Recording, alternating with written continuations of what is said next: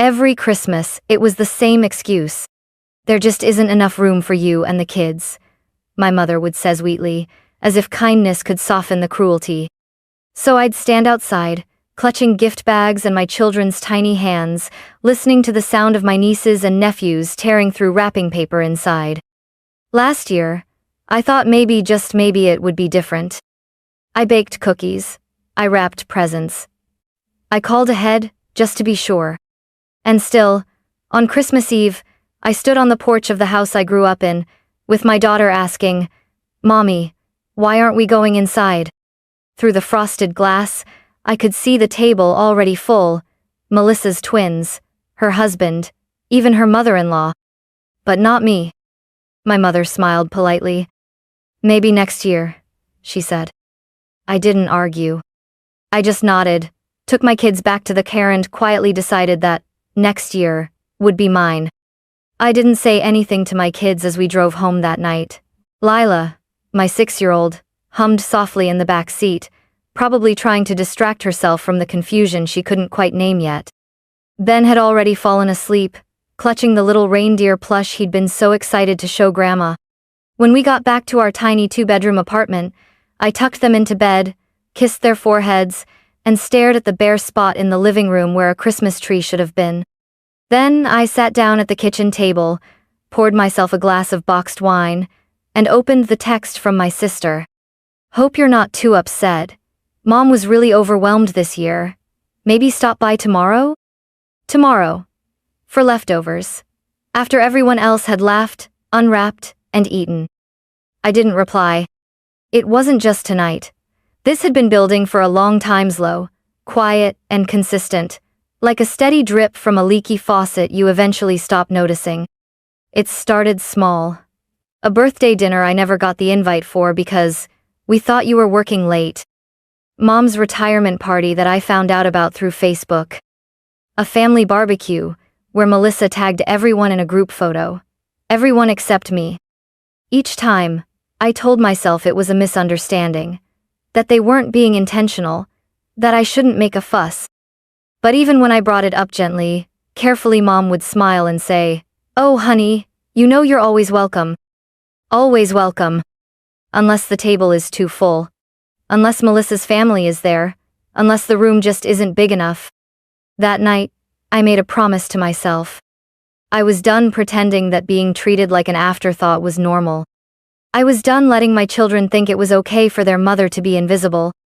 And more than anything, I was done with the myth of next year. There would be no more knocking on closed doors. If they couldn't make room for us, I would build a new table, one with wide chairs, warm lights, and enough space for people who actually wanted to be there.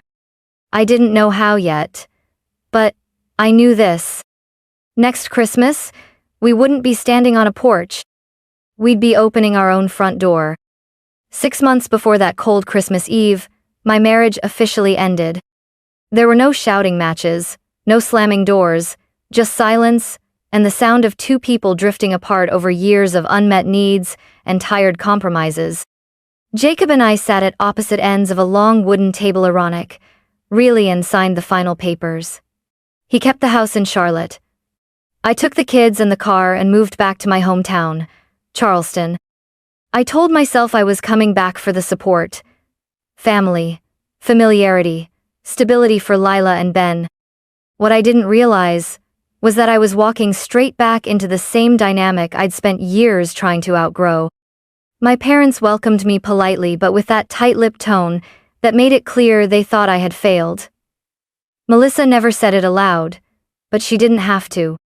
She wore superiority like a perfume, just strong enough to make sure everyone else could smell it. The apartment I found wasn't glamorous.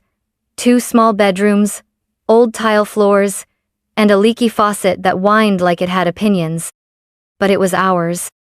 I got a job as a junior marketing assistant at a boutique firm downtown. The pay was modest, but the work excited me. I started picking up freelance design projects at night, logos, websites, copywriting. Sometimes I worked until 2 a.m., eyes burning, heart pounding. Because even if no one else saw my worth, I would. Some nights, when the kids were asleep, I'd sit on the floor of our living room with takeout and draw blueprints, literal sketches of the life I wanted. A home. A backyard. A kitchen filled with noise and smells and people I loved. A Christmas that didn't require permission. Lila taped one of those sketches to the fridge. It was a drawing of a big house with a red door, snow on the roof, and 3 stick figures holding hands out front. Underneath, in her uneven first-grade handwriting, she wrote, "Home. Just us." I kept working. Every client I took on, every penny I saved, every late night and early morning I poured into that dream. Not to prove anything to my family, but to prove something to the little girl who used to sit at the kids' table and wonder why there was never room for her anywhere else. To the woman now raising a daughter and a son, determined that they would never feel like visitors in their own story. Momentum has a funny way of showing up when you stop waiting for permission. By spring, my freelance calendar was full. Local cafes needed websites. A yoga studio hired me to rebrand. A small law firm wanted monthly social media strategy. I worked during nap times, after bedtime, between school drop-offs and morning meetings. It was exhausting, but it was mine. At the agency, my boss began noticing. One afternoon, after presenting a campaign pitch to a client that landed hard applause, he pulled me aside. "You've got real instincts," he said. 2 weeks later, I was promoted to senior marketing associate. 2 months after that, to account manager. And with each step forward, the vision I'd sketched on napkins and kid art paper came closer to life. One Thursday, in early October, I passed a house. It wasn't flashy. In fact, it looked a little tired, its paint fading, porch light crooked, yard overgrown with ivy. But there was something about it. A wide front porch, big bay windows, and a bold red door that seemed to say, "We're ready for something new." I pulled over, wrote down the number on the for sale sign. That night, I pulled up the listing. 4 bedrooms, built in 1903. Heart pine floors. A dining room, with original wainscoting. 10 minutes from the kids' school, 5 minutes from downtown. I clicked, schedule a tour, without a second thought. The first time we stepped inside, Lila ran her fingers along the banister like it was a piano. "Mom," she whispered, "it smells like Christmas." Ben wandered into the dining room and twirled in the sunlight. I closed my eyes for a second, and I could see it. Garlands on the mantel, laughter in the kitchen, a table big enough for 12, set with real glasses, instead of plastic. 3 weeks later, we closed. When I told my parents, my mother said, "Isn't that a bit much, Natalie? For someone in your, situation?" My father blinked and said, "Well, I just hope you've thought it through." "Melissa?" she texted. 4 bedrooms? That's ambitious. Sure, you can keep up with that?" I didn't reply. I was too busy pulling up old carpet, repainting the walls, and scrubbing away years of someone else's history to make room for our own. Lila picked lavender for her bedroom. Ben chose dinosaurs. I set up my first ever home office, lit with sunlight and ambition. And then I stood in the dining room, the heart of the house, and ran my hand across the table I'd bought secondhand but refinished myself. I whispered, "This year, we stay home." By November, the house didn't just feel like home, it felt like ours. Every corner told a new story. Lila's watercolor sunflowers taped to the fridge, Ben's toy trains parked beneath the hallway radiator, and stacks of client folders piled high on my office desk. I was juggling more than I ever had, and yet, for the first time in years, I felt steady. Then one night, while brushing Lila's hair before bed, she asked, "Mommy, who's coming to Christmas this year?" The question hit like a whisper in a church. I'd been so focused on surviving the year, I hadn't let myself imagine December. But the second she asked, the vision snapped into place like a puzzle piece waiting for its turn. I didn't just want to host Christmas. I wanted to redefine it. The next morning, I made a list not of gifts or groceries, but of people. People who had shown up when my own family didn't. People who had clapped when I advanced, who had offered rides, watched my kids, passed job referrals, sent, "You've got this," texts at midnight. The list grew quickly. Maya, my college roommate, whose toddler once called me Aunt Tolly. Mrs. Ellis, our elderly neighbor who dropped off banana bread after every storm. Jonah and Eric, the couple across the street who helped me move a couch at 9 p.m. Claire, Lila's art teacher, who stayed late every Thursday just because Lila loved painting dragons. 10 seats, 10 hearts, 10 choices. Then came the wild idea. Years ago, Melissa had dragged the family to a fine dining restaurant called Magnolia House, where she'd fawned endlessly over the executive chef Adrian Moss. Truffle risotto, smoked duck with cherry glaze, hand-whipped mascarpone. She'd posted about it for weeks. I Googled him on a whim, then called the number listed for private bookings. His assistant answered, "All business. Chef Moss's December is fully booked, has been since August." I paused, then said softly, "I'm willing to triple his standard rate." Silence. Then, "I'll check with the chef and call you back." An hour later, my phone rang. "Miss Warren, Chef Moss would be honored to prepare Christmas dinner in your home." I stared at my calendar. It was the third week of November. We had 1 month. The menu? Unbelievable. Herb-crusted lamb. Smoked mushroom ravioli. Chocolate soufflé with spiced citrus cream. Sparkling cider for the kids in crystal glasses I'd just bought on sale. I ordered invitations, not printed handwritten. The header. "Join us for Christmas. A celebration of chosen family and good food." The closing line? "Seats have already been made. All you need to do is arrive, hungry and loved." Christmas morning arrived, crisp and golden.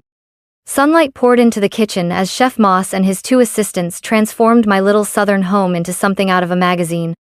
The aroma of rosemary, butter, and warm bread danced through the air like a hymn. I tied Lila's ribbon while Ben carefully placed napkins at each setting, counting under his breath. 1, 2, 3, 10.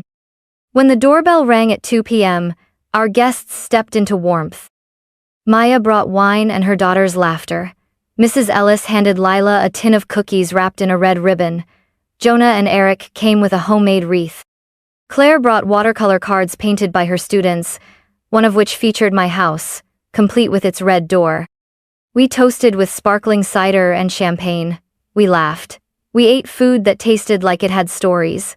Chef Moss explained each course with pride, and the kids beamed as if he were Santa in chef whites. At one point, I stepped back from the table and just breathed. No tension, no tight smiles, no silent measuring of worth. Only joy. After dessert, we moved to the living room for cocoa and board games. Lila challenged Eric to Candyland.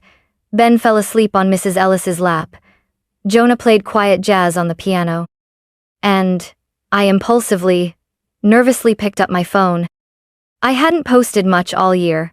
Maybe a few photos of the kids, some vague quotes. But this moment, it felt earned. I took 3 photos.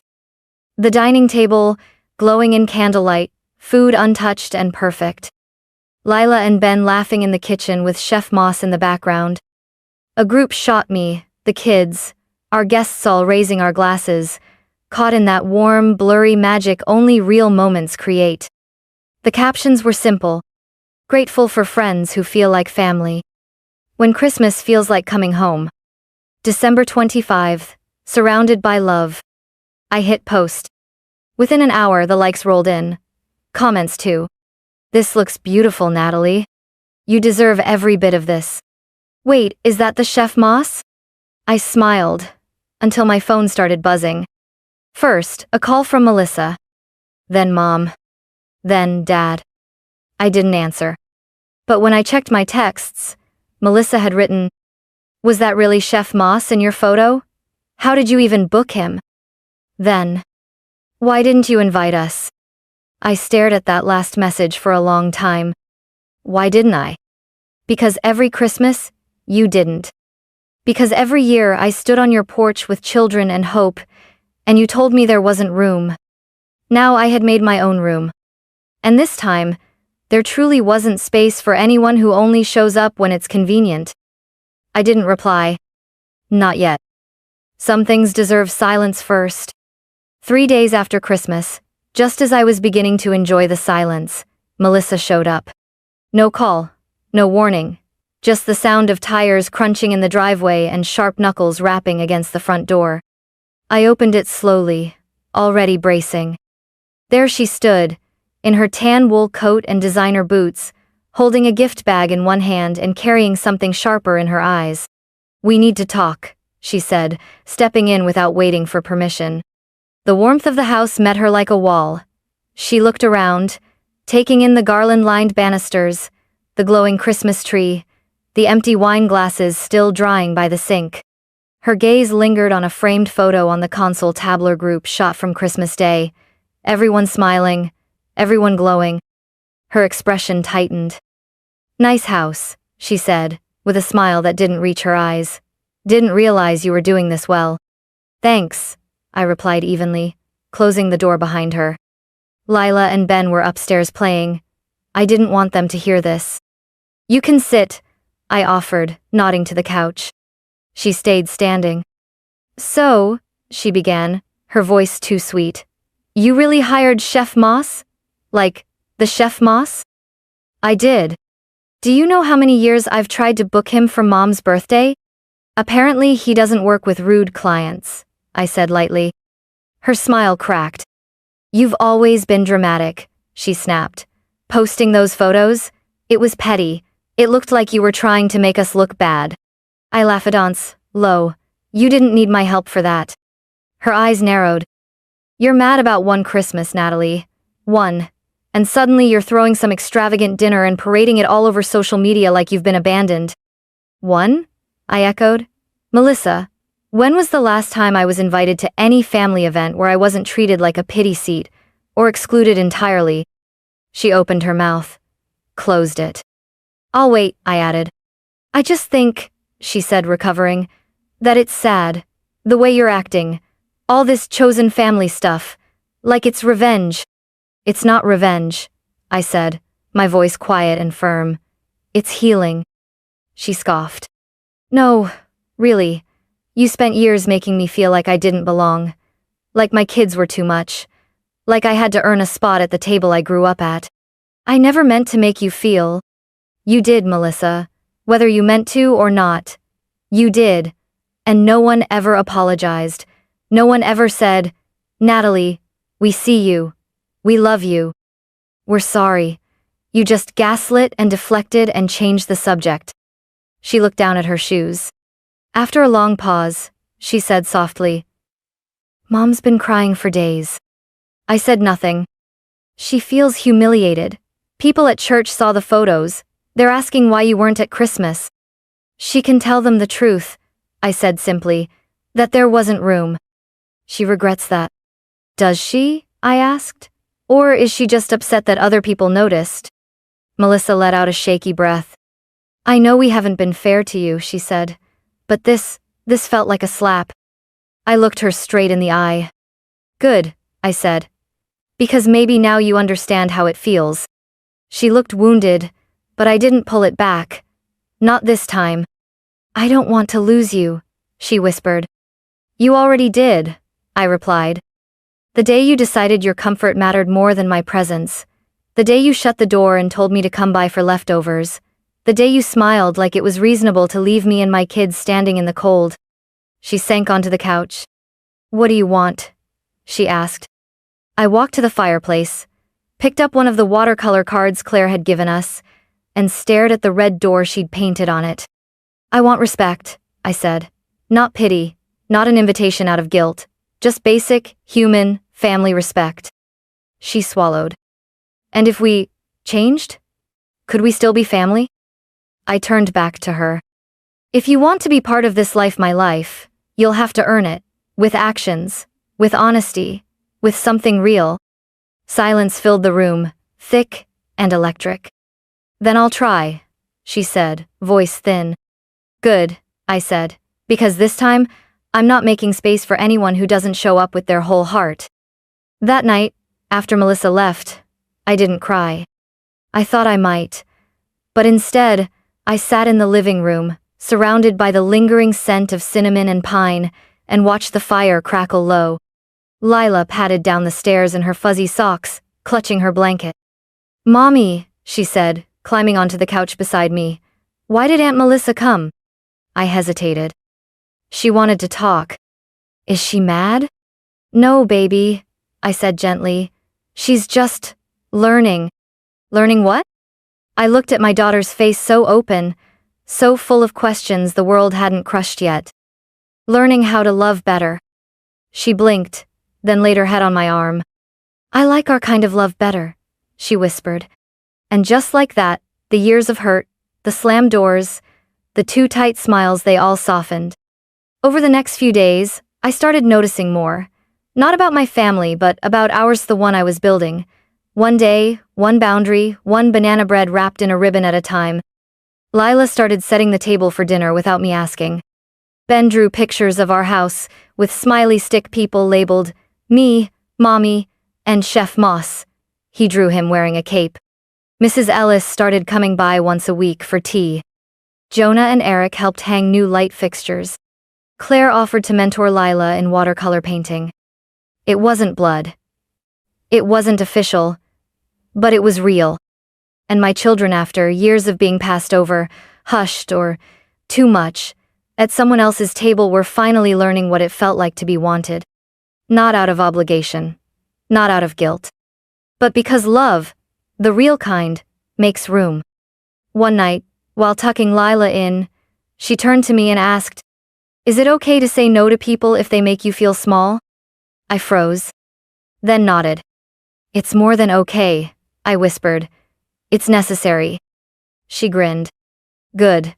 I don't want to invite the cousins to my birthday party. They're always mean." I blinked. "Okay," I said.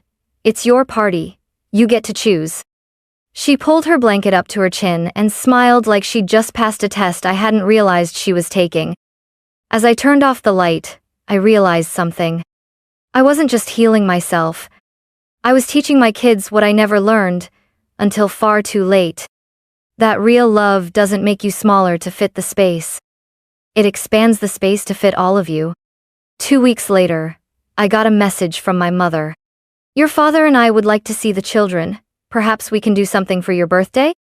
I read it twice, then put the phone down. They hadn't mentioned the Christmas photos, or the table, or the conversation Melissa and I had. Just the children. Not me. That told me everything I needed to know. I didn't respond. Not immediately. I needed space. And more than that, I needed clarity. That weekend, as we decorated for Lila's upcoming birthday, I watched her tape up invitations with glittery stickers and little hand-drawn hearts. She turned to me and asked, "Do I have to invite people I don't feel safe with?" I smiled. "No, baby. You never do. And neither do I." That night, I finally replied to my mom. "The kids are doing well. Their schedule is full, and so is our life.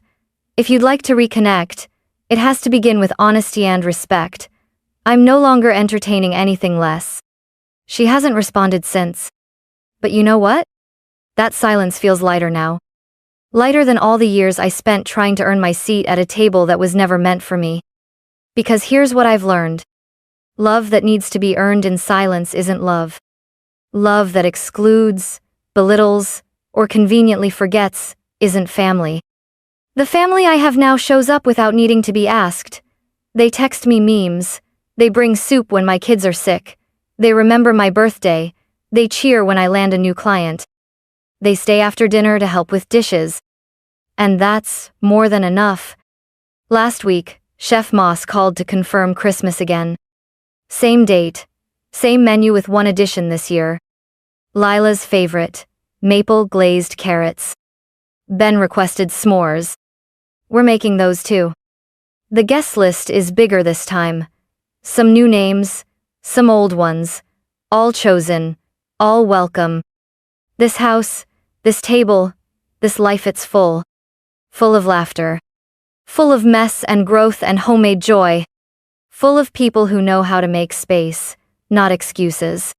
If Melissa ever chooses to truly show up, not for appearances, but with sincerity, I'll open the door. But I won't beg. And if my parents want a relationship, they'll have to meet me where I am, not where it's comfortable for them.